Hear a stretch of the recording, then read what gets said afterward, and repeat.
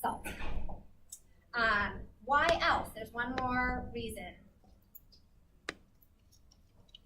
Low protein or albumin. Yeah, right, exactly. So poor oncotic pressure, right?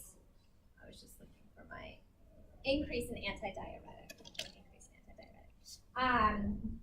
So if you don't have enough protein in your blood, protein holds on to water, right? Solutes hold on to water. So if you don't have enough protein in your blood, your water goes to the interstitial space. It moves. The capillaries become porous, and the water moves to that interstitial space, so then we become fluid overloaded. So why don't we have enough protein in the blood? We're either malnourished or we're there in the acute phase. So people in that acute phase end up with edema because they don't have enough protein in their blood. People that are malnourished, kwashiorkor, right? Kwashiorkor, not enough protein. Not enough protein in the blood, retaining fluid. People with liver disease, they're not making proteins because your liver is making these proteins, right? So chronic alcoholism, there's a pot belly. This is fluid. This is called ascites. So that's fluid accumulation. Okay, are we good? So fluid accumulation on labs, you would see low sodium and low protein. And then in the high, when you are over-diuresed and you're in the dry state, then you would see the high sodium when your volume depleted. You with me? So Haley, that was supposed to answer your question. Did it? Okay, great. So next, potassium and phosphorus. No, phosphorus is normal, but potassium and magnesium are low. Why are potassium and magnesium low? What are these? Electrolytes, intracellular electrolytes.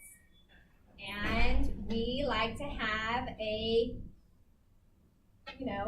balance, an appropriate balance between the intracellular and the extracellular fluids. Maybe not equal, but there's an important ratio there.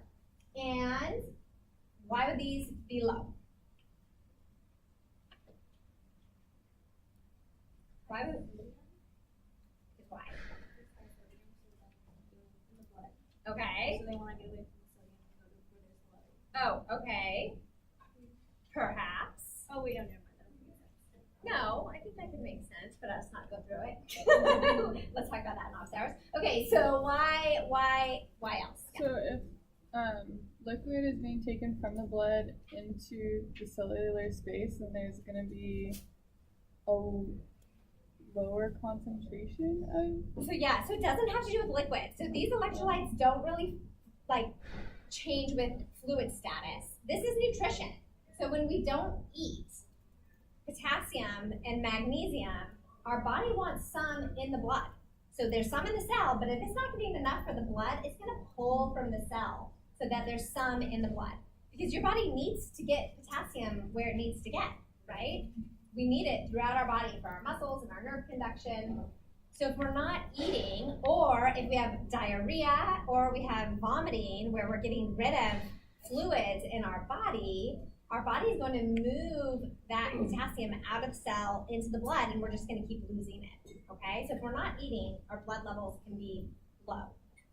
But there's also something called refeeding syndrome that Mary went over. So what happens then when all of a sudden you eat? Is your cell saturated with potassium and magnesium if you haven't been eating a lot? No, it's low, and your blood could be normal. It could be low if you have severe malnutrition. It could be low, but it could also look normal. Now we have food. Here's the cell. It's depleted with potassium and magnesium, and here's our blood. Now we eat. What happens? Right? So now glucose, especially, stimulates an insulin response, and glucose, potassium, magnesium, phosphorus go into the cell. And what happens to the blood levels? Plummets. So we have a drop. So why do we have low potassium and magnesium? Either the person is extremely malnourished, or they were just fed and they're in the refeeding syndrome. We don't know which it is. We would have to see, has this person been eating or not eating? Okay? having very low blood levels of potassium would not be good because you can end up in cardiac arrest. So what do? We monitor every 4 to 6 hours. We check these electrolytes and we give electrolytes and fluid. So if you know somebody comes into the hospital very malnourished, you check their electrolytes, and this is going to happen because you're going to either put them on enteral nutrition or parenteral nutrition probably, and that is quick nutrition to the body, and that can cause this syndrome. So you want to check their electrolytes every 4 to 6 hours and make sure they aren't dropping, and if they are, we replete. You give them potassium, give them magnesium, etc. Yes? Potentially very convoluted. Oh gosh, I'm so not good at convoluted on the spot. Okay, go. So can you explain the link between, so if you have cancer cachexia, you're not, Cancer, cachexia? yeah, Okay, so you're malnourished. You're Cachexia malnourished. is malnourished with an acute phase, so rapid breakdown because we're in the acute phase. It's beyond just malnutrition. Right. Okay. So eating tons of protein is not gonna help. Nope. So if you, would you still want to monitor electrolytes and So in that Yeah. malnourished state, feeding, so when somebody's in the acute phase, nutrition does help in that it prevents further malnutrition, but it doesn't reverse inflammation, and it doesn't reverse any malnutrition from happening because the acute phase is going to take over, and we know there's protein catabolism that happens, right? So it's not going to prevent it, but it will prevent it from getting worse. And that person is still, if they're eating, then no, you don't have, sure, you're gonna do a panel and look at them and they might have low levels, maybe they're malabsorbing, that would be another reason for potassium and magnesium, like, okay, you're eating, but you're not absorbing it all. But it wouldn't necessarily, if there's food going in, their levels should be okay. And back to this refeeding, it's really with quick nutrition that we see the drop in the electrolytes. So if you're gonna start to feed them orally, what are they gonna do? Well, first of all, they'll take a bite, right? Because they're really not feeling well. And they have to digest and absorb and transport. So it's a slow introduction of food. It's more when we give them, parenteral nutrition, actually more than anything, that it's so fast that we can see this refeeding. So another thing about refeeding syndrome, just want to clarify. So I think you said that happens when someone's not eating, but this patient is like purging. So Well, anorexia with episodes of purging. oh, I see. Yeah. Okay. So if somebody was just purging, they would be purging so much that it would be like not getting any food on I board. see. Okay. Okay. Thank you. Okay, so are we all clear with that? Okay, fantastic. So what else? We already talked about the glucose. We talked about the liver and heart enzymes, tissue enzymes. They're called liver enzymes. We already talked about the triglycerides. So we did talk about the thyroid, T3. T3 is a hormone, triiodothyronine 3. Yep, so it helps the physician diagnose hyper or hypothyroidism. You would do a T3 and a T4. And T3 and T4 do travel on blood proteins, but there's free T3, a free T3, and a free T4, which means it's ionized, it's not attached to albumin. But this is not that. This is just T3, which is attached to protein. So if the proteins are low, the T3 would be low, because that's its carrier protein. That's what's being measured on. That's the same as calcium. Remember ionized calcium versus calcium that's bound to albumin. I'm sure Mary talked about, we see low calcium in the blood. We can't say, like, eat more calcium. If they have hypoalbuminemia, it's likely because of that, because albumin is the carrier protein. You guys with me? Kind of? Kind of rings a bell? Go back and look at those notes. Same thing. Albumin carries so much in the body. So if it's low, all these things that it carries are going to be low too.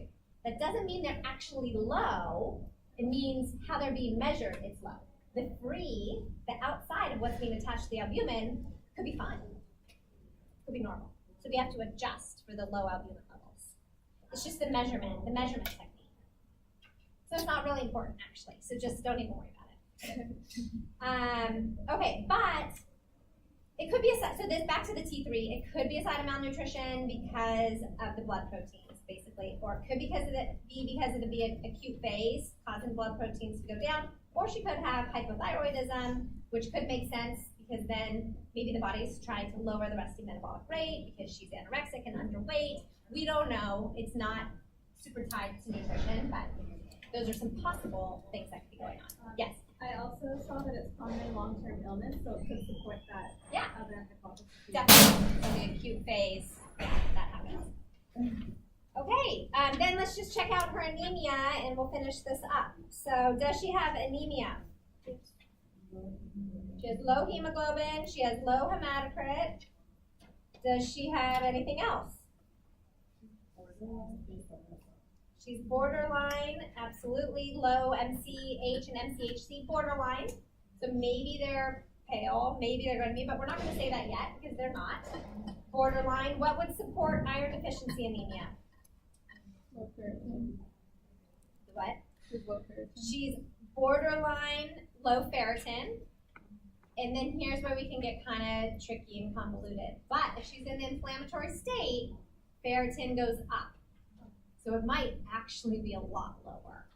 It might be. We can't really say that. What would we order? Now that we know that there is a test that isn't impacted by inflammation that correlates to iron deficiency, what could we order? Yeah, and that's what we're going to do because she's borderline for all these values. So that would be so great to know.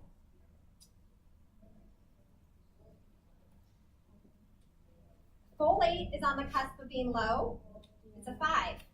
Maybe we want to order something better. Folate is not as strong as red blood cell folate. So you have to know what tests to order too. Some are more specific than others, right? We want to order the test with the most specificity to give us the answers to the questions that we have. So you would suggest perhaps a red blood cell folate. Yes. So does that not usually come in like a panel? You have to order. You have to order it separately. Okay, so there are only some that go Yes. all together, and Yes. the rest of them are like add-ons. Absolutely. Okay. Yep. And that's why you have to know what to order because it can be very expensive. Okay. So you want to order the right tests. Why can't they just put them all? Because that's expensive. Okay. Yeah. What did you say that the level Red blood cell folate. Yeah, red blood cell folate. Yep. That would be my last piece of information for this. So overall, what are our recommendations regarding these labs? What is it that we want to do?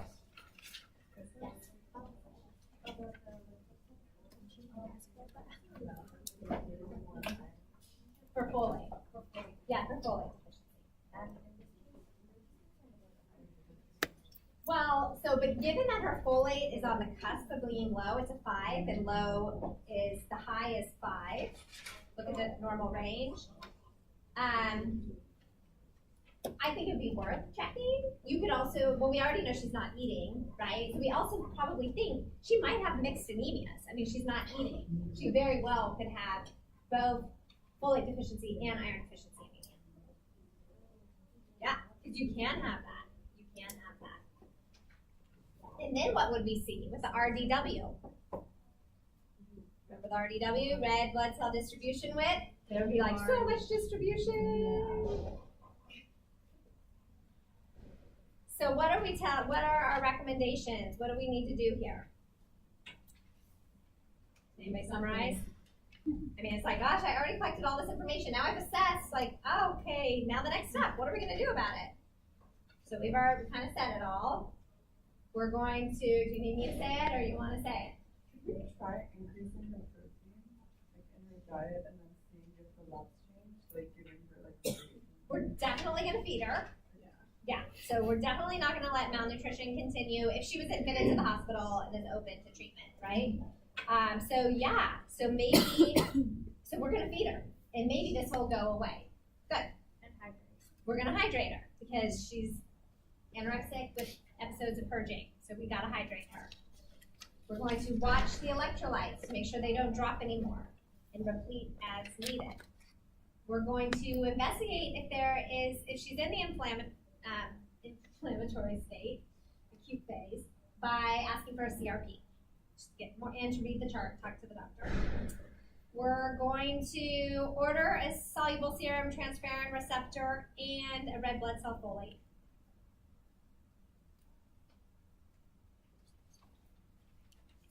Isn't that fun?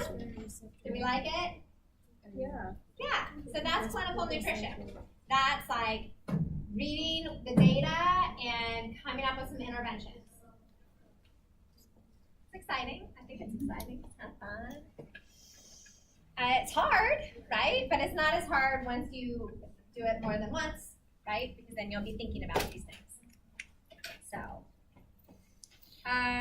So you can turn that in to get credit for it. So you can actually just turn it in right now. So I'll just collect them right now. And I'll post my answer key. Actually, I don't need to post my answer key, do I? No. No, okay, good. You should have been here listening, so I'm not posting an answer key. Okay, pass them up. But the other answer key, so the diet assessment answer key is posted. So look at that, and I just passed back all of your assignments on that. So again, come to me at office hours if you still need some help with that. Do you guys want a break right now before we move into the next segment? Okay, quick break. We're gonna Zoom. Talking about anthropometrics and the nutrition-focused physical exam. So the reason why we have Thursday and Tuesday is because this class is so big. So for Thursday, half of you are going to come from 2 to 3, and then the other half will come from 3 to 4 on Thursday. And then on Tuesday, the same half will come 2 to 3, and the other half will come 3 to 4.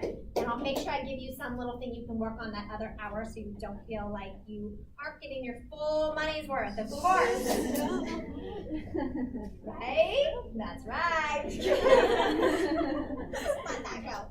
So A through L will come from 2:10 to 3, and last name. Yep. And M through Z, last name will come 3:10 to 4. There's 15 in each of these groups. I know, I was gonna like do it like this because everybody sits in their same little groups, but I'm like, this is good. Let's switch it all up.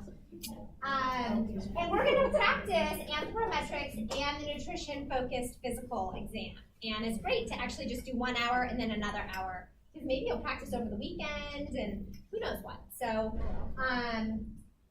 we're going to practice on each other. So you do not have to be measured if you don't want to be measured. You don't have to be touched if you don't want to be touched. So I completely recognize that this is uncomfortable for some people, or it's just not, your comfort zone. But hopefully there's enough of you that don't mind being touched so that you can be a subject for our learning purposes. If you don't mind being touched, wear a short sleeve shirt and shorts, because we touch arms and we touch legs. And we're going to do bioelectrical impedance. Do you guys know what that is? So bioelectrical impedance sends a small electrical current throughout the body, and when it impedes, it measures that, and the more impedance, the higher the fat stores somebody has. So electrical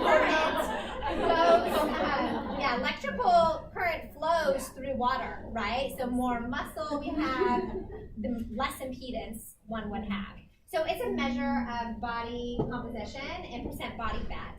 And I'm doing this because I think we hold a handle.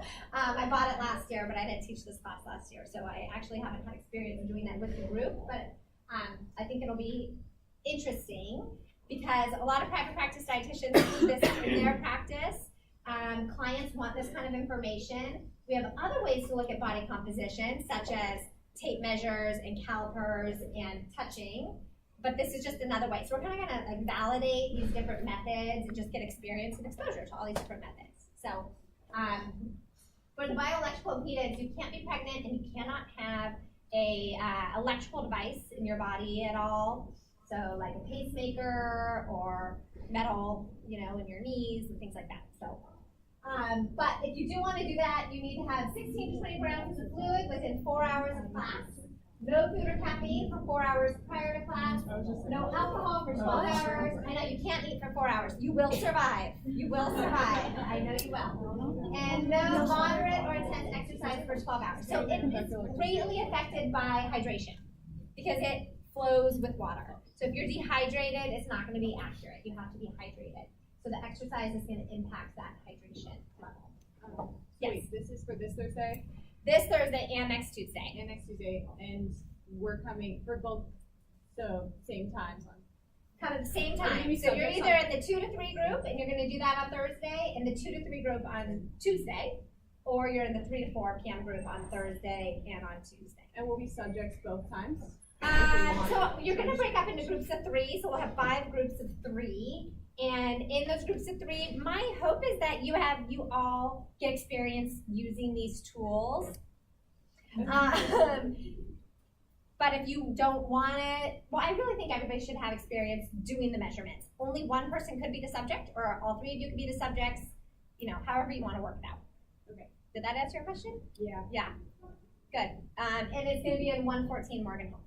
So if you have any metal in your body, you shouldn't do the. I'm going to verify it, but I'm pretty sure that's accurate. Like an IUD? I don't know. Yeah, I kind of feel like that. Because That's a good. it would potentially, yeah, it's interesting. I casually read that. I was like, oh, they probably don't have anything like that. But now that you bring it up, let me look at the directions a little bit closer. But I do feel like that could, metal and metal. Yeah, Potentially. it's copper. Yeah. In terms of like the exercise, I have a class right before this class. So you could do it. Just know that it might be flawed. Yeah, it might, and then drink a lot of water. But it might be flawed. So, all right. So that's what we're doing. I want to make sure we got that clear. But what? Are we excited for it though? Sound kind of cool. So we're still talking about nutrition assessment. This is like kind of almost the end of nutrition assessment, but not really. We still have energy intake and energy needs as part of our assessment as well. But that didn't move. There we go. So we have our A, B, C, D's, and P's. So anthropometrics, now we've dug in with those biochemical labs and the client history, and we talked about the diet. We still have more to go on the diet. We kind of only just got to the beginning part of collecting the information and analyzing it, but we still need to figure out our comparisons. We know the acceptable macronutrient distribution range, we know DRIs, but we need to calculate calorie needs and protein needs as well. So we still have another piece to diet to go. And the nutrition-focused physical exam. So we're going to talk about A and P together. And as always, we're collecting the data, we're comparing it to standards for evaluation, we're intervening, just like we did with our labs. We collected it, we looked at the standards, we came up with the interventions, and what would come next, as always, we monitor and track your data over time to see if there's improvement. Do the labs get better when we give them protein, right? Do these measures change when we provide these interventions? So that's our monitoring and evaluation. So we're going to clump these. Your book kind of clumps them together as physical assessments. Physical assessments. Anthropometrics are about the physical, body, and nutrition-focused physical exam is about the body. So it's physical assessments. But traditionally in dietetics, we still have our anthropometrics and our physical exam. Kind of semantics, and the only reason why it's really important is for that interview question that you're going to get. Make sure you say anthropometrics and the physical exam. So we're going to talk about it together because they have the same goal. We're gathering data about the body to provide additional information to further understand the nutritional status. So what's the difference between these? Anthropometrics, we use tools to measure the body. So scales to take our weight, stadiometer to take our height, calipers to measure fat folds, skin folds, fat folds on the body to look at fat stores. Calipers, we actually measure on the knee, a caliper between the knee and the ankle to determine height. It's another way to determine height. We have a caliper that way. Tape measures, simple, basic tape measure to measure Our waist, right? Because we know where your adipose stores are is important. Where is it better to have your adipose stores? I was gonna ask that question. Yeah. The gynoid area, the lower hip area versus the abdominal waist. When we have fat around our organs, the visceral fat, we see more insulin resistance versus if it's in that hip area. We use a tape measure to measure the head, right? Does my head size matter? Yes, how smart you are. I don't know that. When do we measure head circumference? Babies, and that's a sign of growth, right? Is growth related to nutrition? Yeah. Yeah. Related to genetics as well, and it's related to disease as well. So poor head growth could be a sign of disease or malnutrition or both. So those are some of the tools that we use in anthropometrics. And then for the physical exam, we do an exam from the head to the toe, and we use our eyes and our fingertips, primarily in the nutrition-focused physical exam. So with inspection, our eyes, well, I guess it's not just our eyes, we're inspecting. So sight, just look at my slides, don't listen to me. Smell, hearing, their mood, their behavior. So we inspect them, right? We're watching them. So, right, when I'm educating and somebody's like this, like, wow, I'm inspecting, and they are not interested. I better change my technique. Sometimes I ignore it. That's not the best thing to do. You should really change your technique so that you engage them, right? And that's what you do in your education session, right? So look at their mood. Is it the appropriate time to go ask them to do a physical exam? No, they look really grumpy and not interested right now. And what are we looking for? Well, we'll get there. But smell, what can we smell? Their breath. Their breath, for what? Fruity smell. Yeah, sure, that's the only thing I can come up with. Ketones, fruity odor, right? That fruity odor from ketone production. You can also smell stool and diarrhea, actually. Yeah, there's actually a lot of smells in the hospital, lots of smells. But that's part of what we're doing. We're healing in this environment, yes, but that's okay. That's part of it. Okay. Hearing. Yes. Yeah. I've never smelled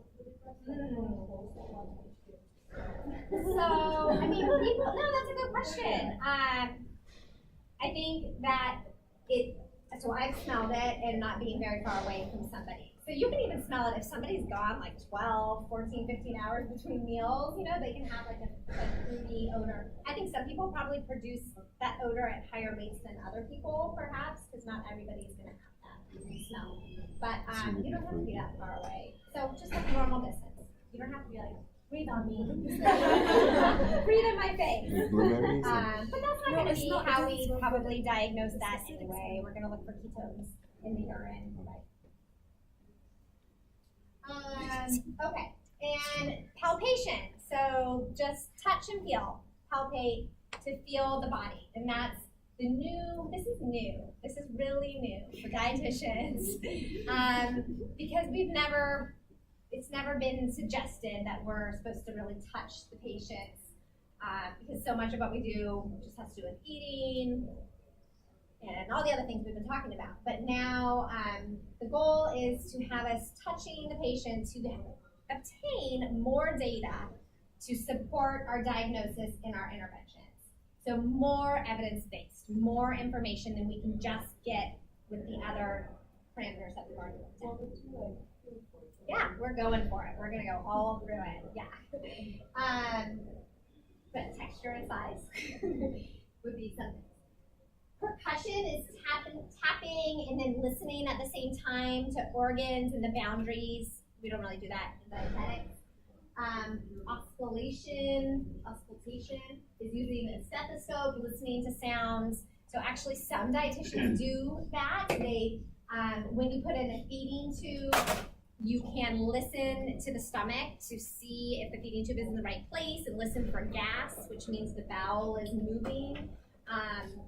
So you'd be trained in that area to do that, but most dietitians right now aren't doing Okay, so, oh, I thought I removed that. But what are we collecting? You know, what information, so I'm gonna get rid of that. Anthropometrics in the physical exam, what are we feeling for? So Hasty kind of asked, but what are we really looking for? This is with everything in nutrition assessment. What is the whole purpose again? Question 2 abstracts. What kind of data? How about that? What data are we collecting? Yeah. I was Go just gonna ahead. say maybe you're looking for abnormalities. Yes. Always looking for abnormalities because we're comparing it to the norm, the normal. But what data? What are we looking at? Yes. Fluid buildup? Okay, so we're looking at fluid. So that's going to tell us about nutritional status. We're looking at nutritional status, I guess, always. Like swelling or like inflammation, maybe. Okay, so inflammation, maybe it provide additional data that the inflammatory state is going on or that somebody is healing. Yeah, I mean, we're looking at potentially wounds. I mean, we're not going to take a dressing off to look at a wound. We're probably going to read the medical chart for that. But if you should definitely take this opportunity, if the nurse is changing the dressing and you can see the wound, you should go look at the wound because then it really tells you, oh yeah, they need a lot of nutrition. Instead of keeping it in the abstract, so they need nutrition for wound healing. When you see that wound and how deep it is, it kind of brings it home, right? They really need that. So you could be looking at that under care. Yeah. Or you can feel for muscles. Yeah. So we're feeling for muscles. We're feeling for fat. We're measuring fat. We're measuring muscle. So we're basically looking for over and under nutrition. And so in anthropometrics, we're collecting data on overnutrition and chronic disease risk. So we're looking at fat mass and the location of the fat. Where is it? Is it around the waist? That's all that means. So how much fat do they have? Is it around the waist? Right? Does that tell the whole story? No. This is just one piece of information. Can somebody be fit but fat? Yes. Right? So we hopefully know that fatness is just one sign of potential ill health. We have to look at labs. We have to look at their fitness. We have to look at their diet quality. So it's just like a risk factor, right? It's something to consider. And then where their fat is located is another thing to consider. And same with undernutrition. Somebody has a perfect BMI. Does that mean they're healthy? No. We have to look at labs. We have to look at their diet. We have to look at their muscle stores. We have to look at their fat, right? They could be fat, but no muscle. And so I know we don't like to use that word fat, but apparently it's coming back, and we're just normalizing that word fat. So it is just adipose, fat. Yes. Sorry, does this include like the devices they use to? Yeah, skin calipers. Yeah. Yep, I know. I was going to bring one, but I decided to bring the foot instead. So we're looking at overnutrition and chronic disease risk. We're looking at undernutrition and malnutrition. So again, fat mass and muscle mass are signs of malnutrition. When we aren't eating enough or we don't get enough calories, we're losing fat and we're losing muscle. What else is a sign of undernutrition and malnutrition? In children, their height and their head circumference, right? And then with the physical exam, we're looking at malnutrition. So we're basically with the physical exam only looking at malnutrition, undernutrition. So I think we all know and appreciate malnutrition can be over and under. When we talk about it like in the clinical setting, it's definitely more, we're talking about undernutrition. So the physical exam feeling, if you see somebody and their BMI is 32, so it's at that obesity level, is there a need to go like feel their fat stores? Probably not. What other data are you really going to get from that, right? Yeah, but if you see somebody with a BMI of 32, you might do a waist circumference, you might not. Like they might hold their fat in different places. It just kind of depends. There's some people that have BMIs of 23, but they have excess abdominal fat, so you might still do a waist circumference. So sometimes if it's like really obvious, maybe you don't necessarily have to do it. But when we do a physical exam, we're probably not looking for overnutrition, we're more looking for undernutrition. We're feeling for muscles and we're feeling for fat. We're also looking for micronutrient deficiency. So when we look head to toe, we're looking at other signs of nutrition deficiencies. Right? Okay. So just a refresher on malnutrition, because this is really about malnutrition, right? Both of those are over, sure, and under. And we know what malnutrition is, but do we know the prevalence of malnutrition? I bet you don't, but now you will. So, hospital admission, 30 to 55% of hospitalized patients are malnourished upon admission, so before they even get there. 30 to 55%. So about half of patients are already malnourished before they get there. When they're in the hospital, 35% of severely malnourished, 38% of well-nourished, so everybody, whether they're malnourished or not, experience nutritional decline. So about 30% have a reduction in their nutritional status. When they go home, many continue to lose weight, and then this actually drives readmission back into the hospital. So people are malnourished before they get there. Even under our care, doing the best we can, people still become malnourished. They go home and they continue to get malnourished, and this prevents healing, this increases morbidity, and there's a high readmission rate. So why do we care about the readmission rate? Does anybody know? Money. Yeah, money, exactly. So with the Affordable Care Act, there are reduced payments to hospitals for patients that are readmitted within 30 days. So if they're readmitted for the same condition within 30 days, they have reduced payments. So the hospital wants their patients to leave nourished so they don't come back to the hospital. That's one reason, right? Of course they want quality of life, they want their patients to get better.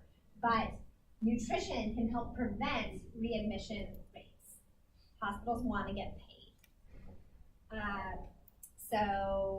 And there's no payments to hospitals if patients get certain complications in the hospital, such as a pressure ulcer.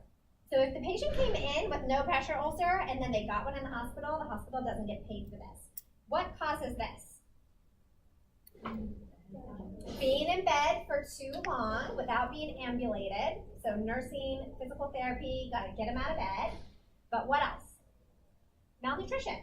So lack of nutrients prevents wound healing and the integrity of the skin, and there's an increased risk of pressure ulcers when people are malnourished. And malnutrition prevents this from happening as well. Yes? Just a quick question. So is the 38% generally because of the illness they come to the hospital for? Or is it just the way they eat and like, is it hospital food and other things like that? So I bet it's a combination of all of that. And that would be a great study to see if there is such a thing. Like, so here these people become they become malnourished in the hospital. Is it because they weren't eating and they didn't like the food? Is it because they were never given an oral nutrition supplement or encouraged to eat? Or is it because they have an illness, or a combination of all those factors? I'm gonna guess it's a combination of all those factors. And all of those could cause that. So malnutrition is really important. We know that malnutrition contributes to poor patient outcomes. So malnutrition causes, look at the arrows, morbidity and mortality, right? So morbidity is illness, mortality is death, and higher mortality after discharge, higher mortality in the hospital, so in-hospital mortality and out-of-hospital mortality. Morbidity, we see pressure ulcers, surgical site infections, falls. So we see decreased wound healing, increased infections, more complications, decreased convalescence, ability to walk around and take care of themselves. This all causes increased treatment, increases hospital length of stay, decreased quality of life, increased cost. I mean, it all makes sense. But there's a lot of negative outcomes with malnutrition, right? Okay, just give you some of the background so you can value the importance. This says the exact same thing. So why do we get it? Why do we get malnutrition? just said it. So maybe they're not eating, poor intake, and maybe they have a disease causing it, right? So poor intake or the disease. So what does the disease do? It increases our needs. It makes people not want to eat, decreases their intake, decreases their absorption. They get inflammation and poor absorption, decreased utilization of the nutrients, right?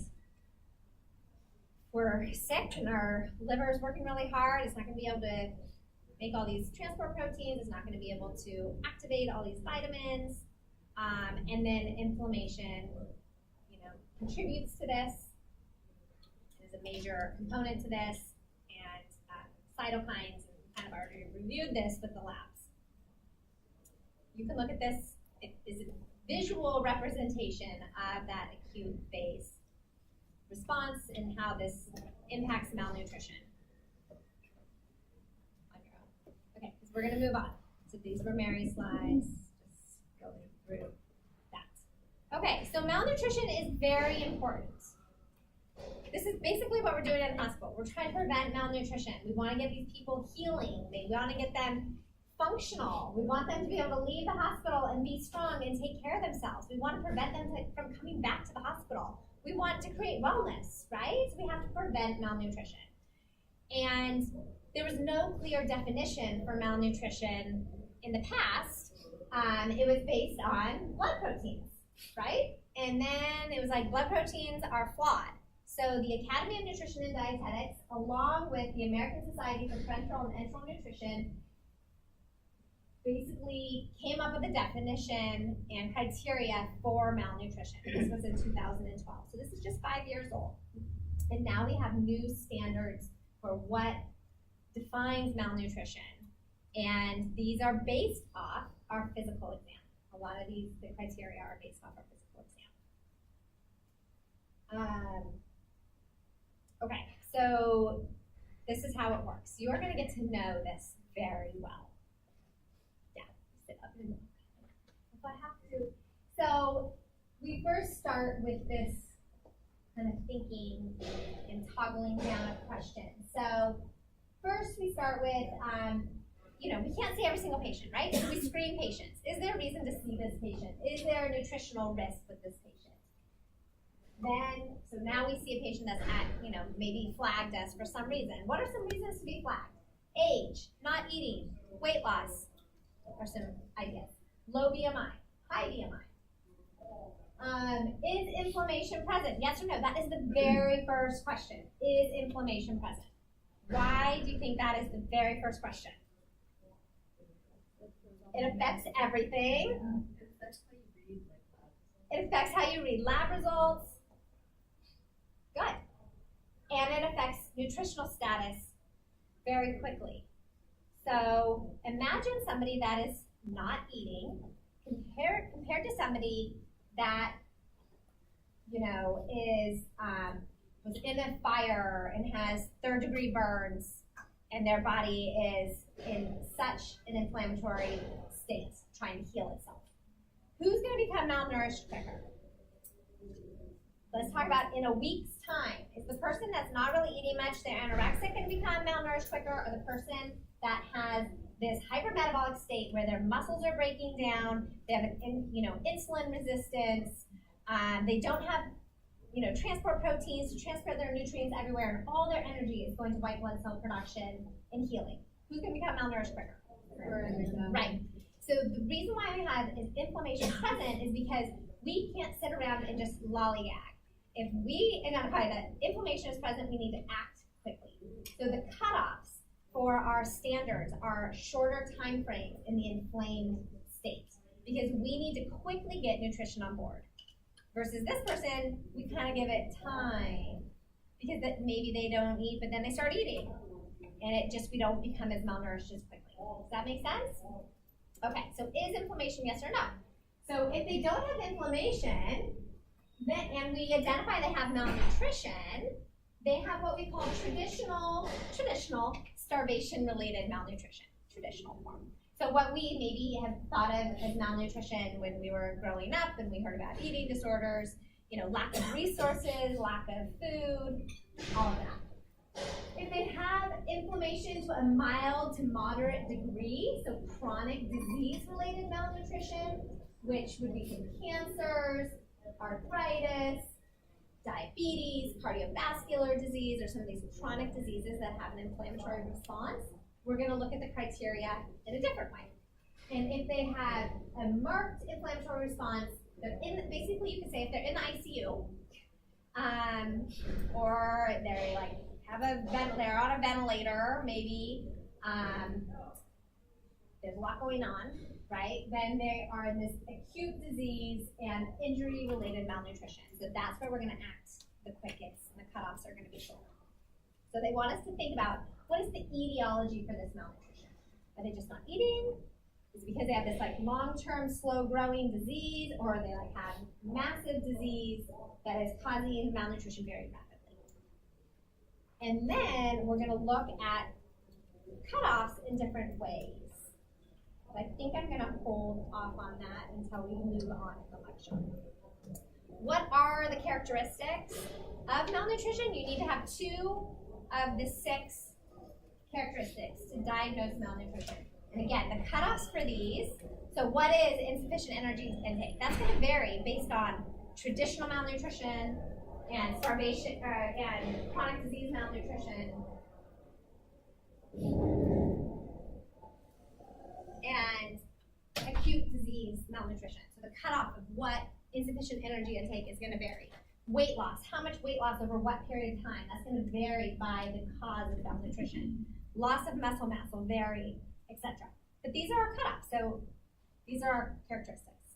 Insufficient energy, weight loss, loss of muscle, loss of fat, fluid accumulation, and decreased functional status. And those last 4 are part of our physical exam. So we're feeling people to identify muscle mass, fat mass, edema, and their functional status. So what does functional status mean? Their ability to function.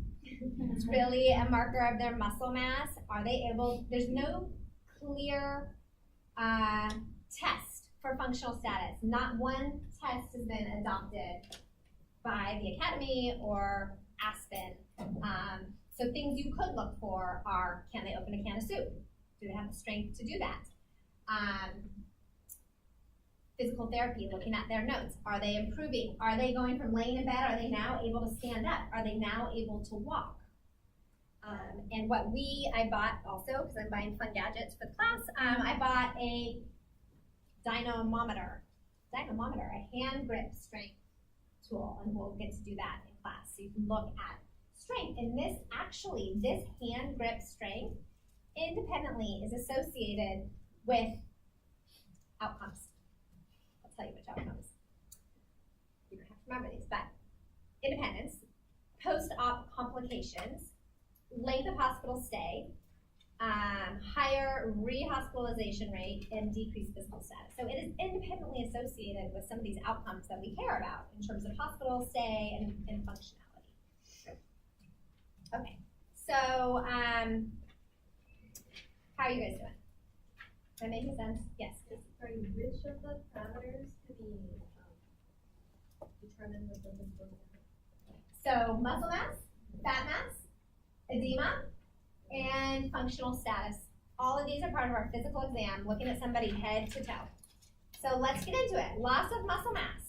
Where are we looking for muscle? These are the places where we are looking for muscle. So our temples, the temporalis muscle, right in here. Move your jaw, feel your muscle. Do you feel muscle in there? That's your muscle. Okay, some people that are malnourished, it is concave. There is not any muscle there. It is bone. So hollow, so normal, abnormal, hollow, scooping. The clavicle. So your clavicle bone is not muscle, but what is around it is your pectoralis muscle, right? So in men, you may not see the clavicle. In women, it might be more pronounced. And is every single person different? Yes. Yes. So the caveat to all of this and what you need to ask is this normal for you? Has anything changed in the last week? How about in the last month? Have you noticed any protruding of your clavicles, or do you see your bones here more than you did before?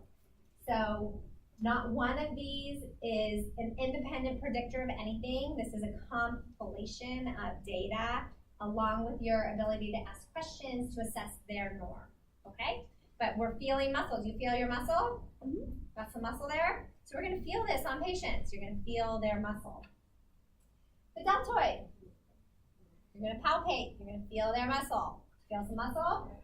Yeah. Okay, so it should be rounded, with some muscle there. You're gonna feel it.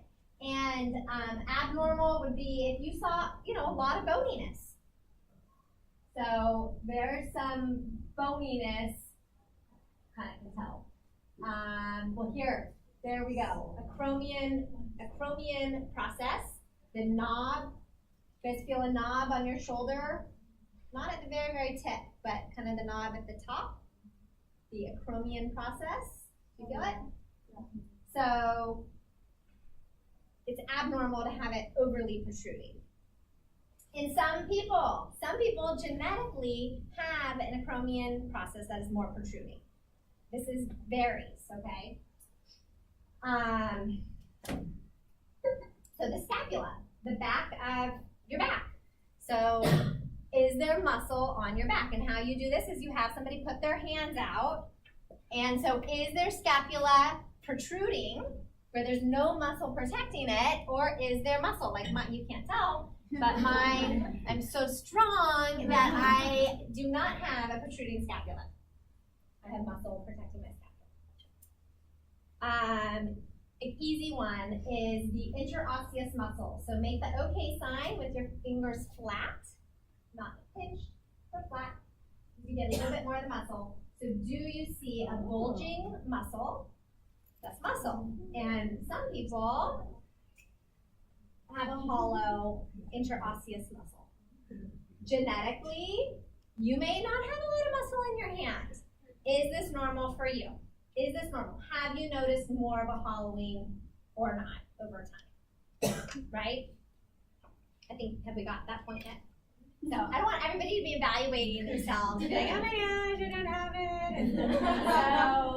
And nor do we want to be evaluating patients and making assumptions that are inappropriate.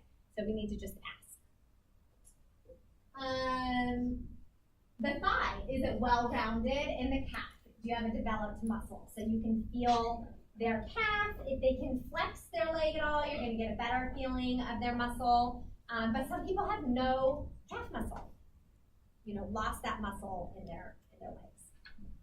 So here's some pictures of the clavicle. You can see that there's no muscle really up there, and even more so along your ribs. What's covering your ribs?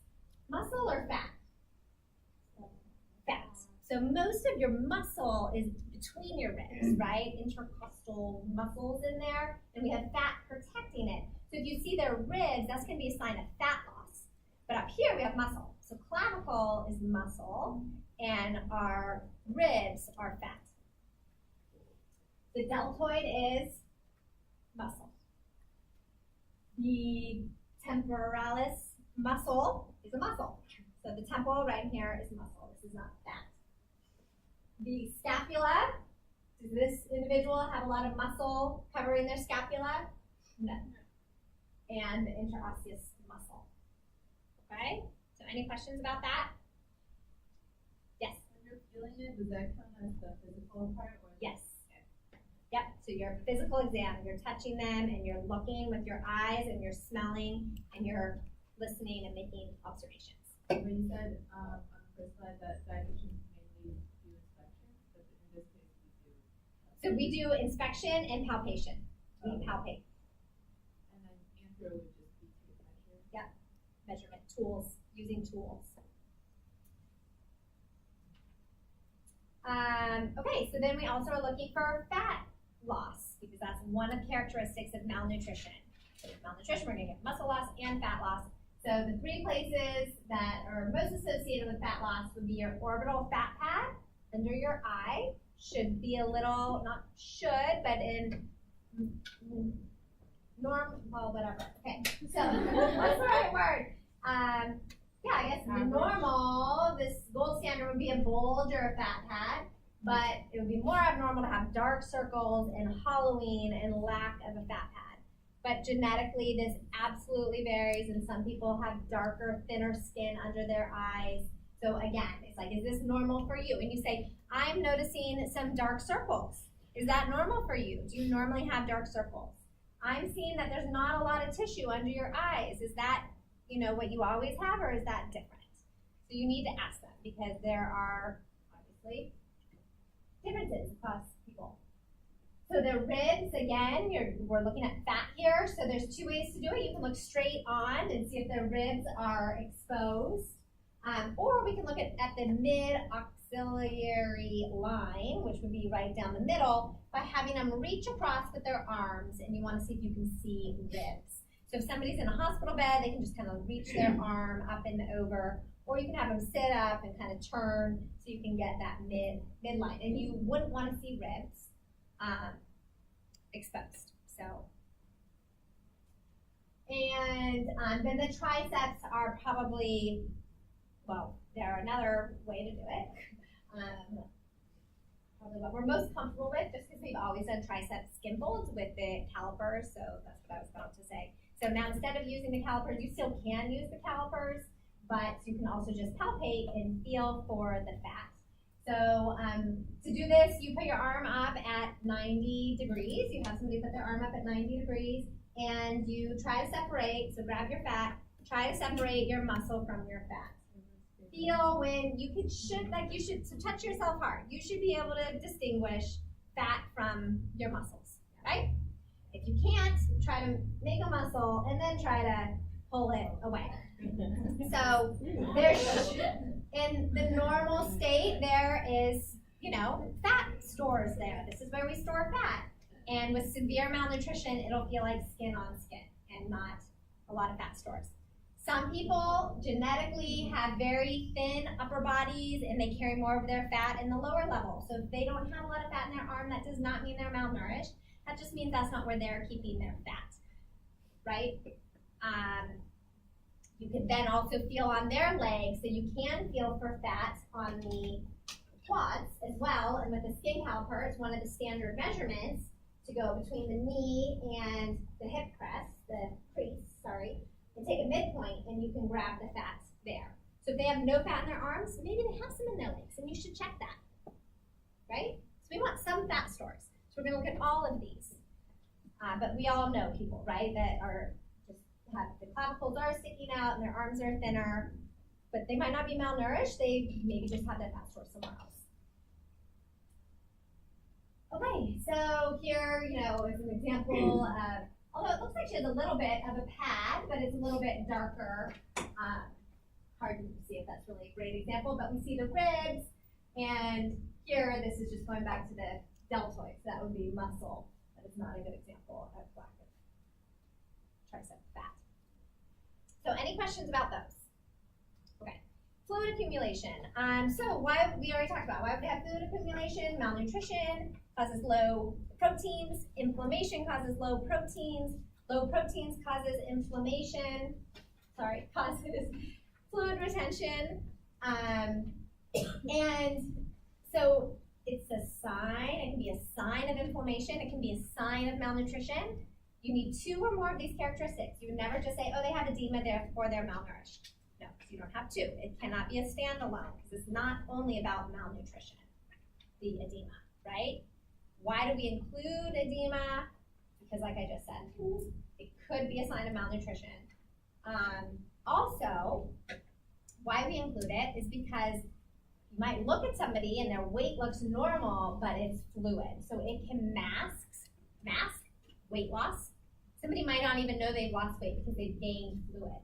So they're losing muscle and gaining fluid. So it can mask weight loss in some individuals. So we want to consider fluid. So how do you feel for fluid? We already talked about other signs of fluid, but you apply pressure with the pad of your finger to a bony prominence. Often we get fluid in our periphery and in our legs. It's harder to pump that blood up and get that fluid out of those legs. So the feet are a great example of that. So you can hold the count of 5, pushing down, and then you see how long it takes for the skin to come back up and go back to the normal level.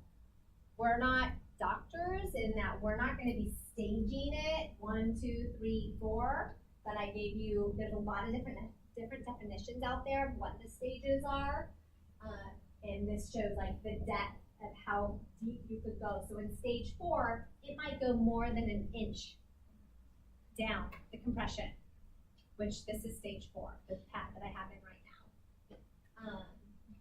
And if you see in the doctor's notes, it's stage 3 or 4, that means they have severe edema. Stage 1 is mild edema, stage 2 is moderate edema. So I bought this so that you can feel what it feels like and appreciate how much fluid. And think, if they have all this fluid in their legs, what is their weight gonna be? Right, so we need to account for that when we're thinking about their weight and their weight loss and their BMI and their nutrient needs. Like everything that we rely on weight for is altered because of edema. So we have to know if there's edema present. And there are different pads here that are different stages of edema, so we get to play with those. And then we already talked about the last physical finding for malnutrition, which is the functional status and the dynamometer, which is the British thing. But other than that, what else are we looking at? So we're doing head to toe. The ones I just went through are the big ones. That's what is really encouraged for malnutrition. But there are other, signs and physical changes with micronutrient deficiencies. And I gave it to you in an appendix. I gave you guys a huge material that you need to bring with you on Thursday. I wouldn't even just have a copy on your computer. Because you're going to need to access this to be able to do all of the tests that we're going to be doing. But in this, actually your first page is this. In this big packet, I Xeroxed the Nutrition Focused Physical Exam from your textbook, the appendix that goes through all the different systems and what's normal and what's abnormal and why. So it's a great resource to tell you what the norm is. So does everybody know where to find this? It's on B Courses under handouts. So now there are 4 handouts for you. I posted 4 reference materials. This is the 4th one. You might want to go check those out. But here's kind of the big ones that we're going to look at across the system. So overall, thin, obese, muscle, fat stores, right? And then we know the consideration for that is energy needs, malnutrition. For skin, we're going to be wanting to know if there are decubitus ulcers. We're not going to actually pick up the patient and look for decubitus ulcers or pressure ulcers. We're going to read the notes, the medical notes. For that, we can ask the nurse about that. So we don't want to hurt a patient, right? And like have them stand up so we can see if they have sores, non-healing sores. Or any non-healing wounds that somebody might have. So considerations are, I'm not going to say all the considerations, it's just way too much to say. But it's on the right-hand column. Hair, is it thin, sparse, dull, easily pluckable? There's some nutrients with that. The eyes, we've already talked about. The mouth, teeth, inflamed tongue, sores in the mouth that might prevent intake. We talked about the nails, the GI tract. So you could listen for bowel sounds and movement in the GI tract, but we might ask about flatus, which is gas, to see if the GI tract is moving. And then urine, is it dark? That might mean dehydration, and edema can help us with malnutrition and assessing their actual body weight. So this is just a small sample, obviously, of all the different physical signs we could be looking for, and they're all in that appendix. You should know what normal systems look like. If something's abnormal, you have a resource to look it up. It's just too much to memorize all of that, in my opinion. So pressure ulcers, there's some pictures of them. Okay, so anthropometrics, you need to look through these slides. It's pretty boring to lecture on because it's telling you how to do each of the measurements.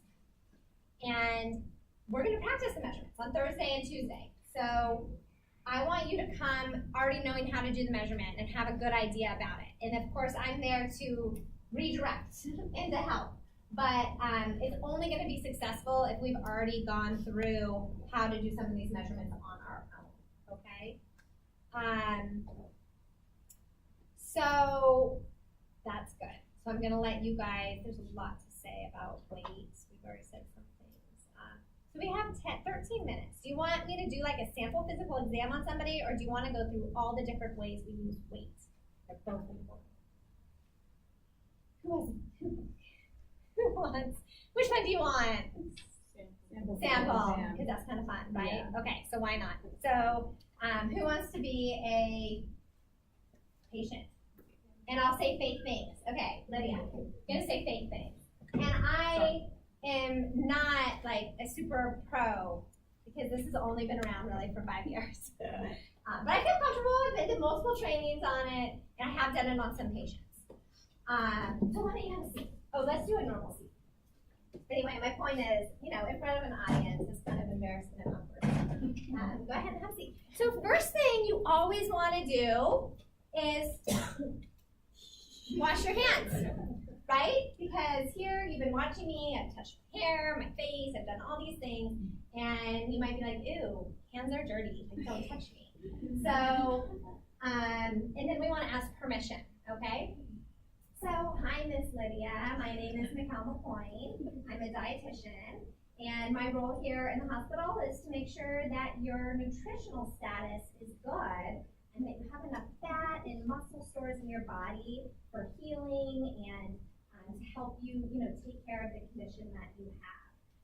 And part of that is I would like to be able to touch you and feel you, to be able to feel your muscle and your fat stores to see where we are in that process. Does that sound okay to you?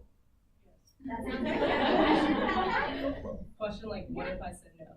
So if you said no, then I'd say, okay, then I can't get all the information that I need to do the best job that I can for you.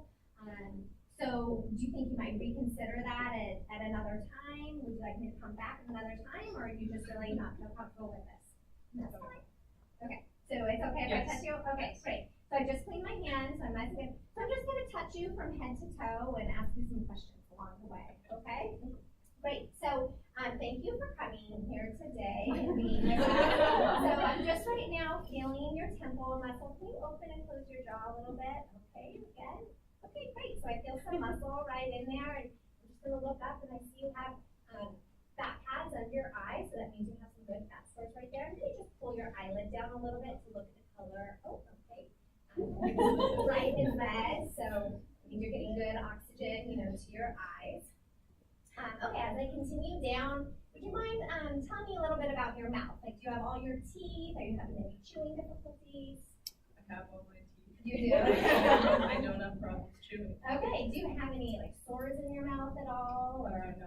You do not. Okay. So some dietitians might take a tongue depressor and take a look around. You could do that, but I've never done that. Okay, great. So I'm going to continue to move down here, and I'm going to feel your shoulders and your muscles here. So now, have you noticed any changes to your strength or to your muscles at all? No, none. Okay. So I can feel that you have some muscle right there. And I'm just going to feel this here. So now I'm not feeling much fat here. Is this normal for you? I'm making things up, just so you know. No fat.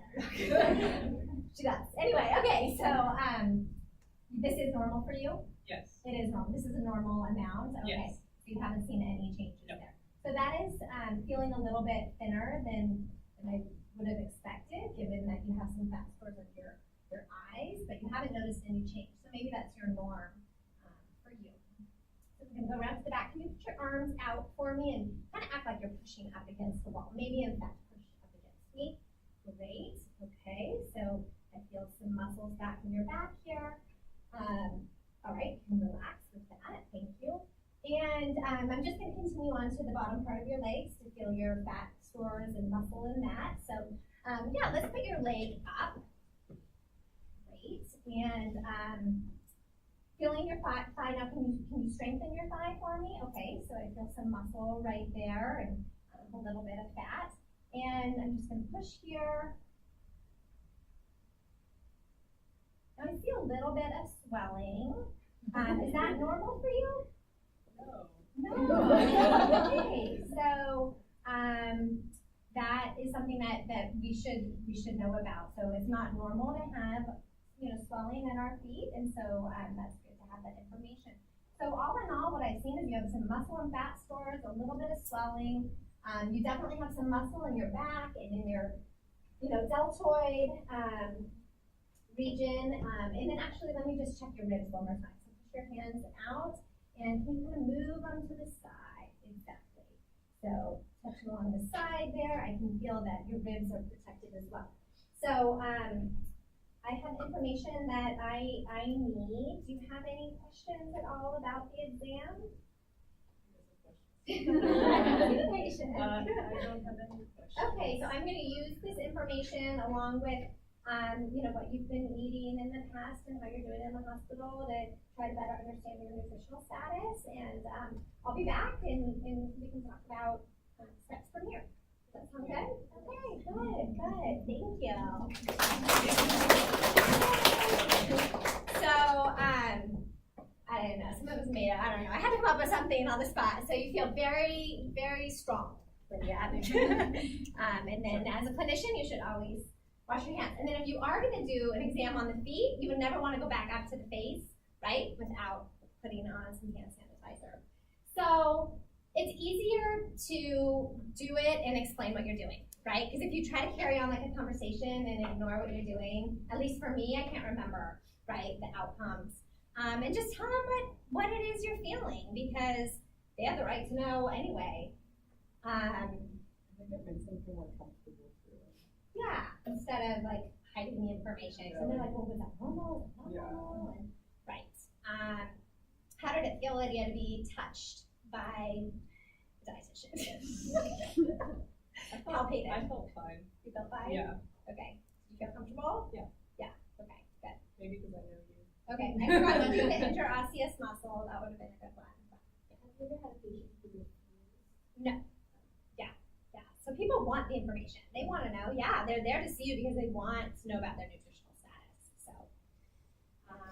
yeah, and in the outpatient setting, like if you have patients that have cancer or, inflammatory conditions that are long-term, it is a way to have additional data to support their nutritional status and to track their improvement or progression with their nutritional status. So, any other questions? Is that kind of what you thought it would be? Yes. If your patient is of the opposite sex, do you need someone in the room? Oh. So in like nutrition counseling, we don't. So men will come into my office and I shut the door. Yeah, but if you're touching them, I guess that would be the safest, right? That's a question. About With the that. doctors, you don't do that unless you're under 18. Oh, okay. Your doc, I feel like your Yeah. doctor like feels Right, you right, with no one else there. right. That's You true. can ask the Patient. patient too. Like That's you a good should. idea. That's what we do. Like in hospitals, like they're uncomfortable. You say, "Would you prefer to have?" Right. Somebody with me. That's a good idea. I don't know. I should let you go, right? Okay. I'm gonna read the slides, and because you have to understand how weight is used in many different ways. Okay, and so read the slides. That's the most important thing because everything is in here, including these charts right here. So read the handout and the slides. So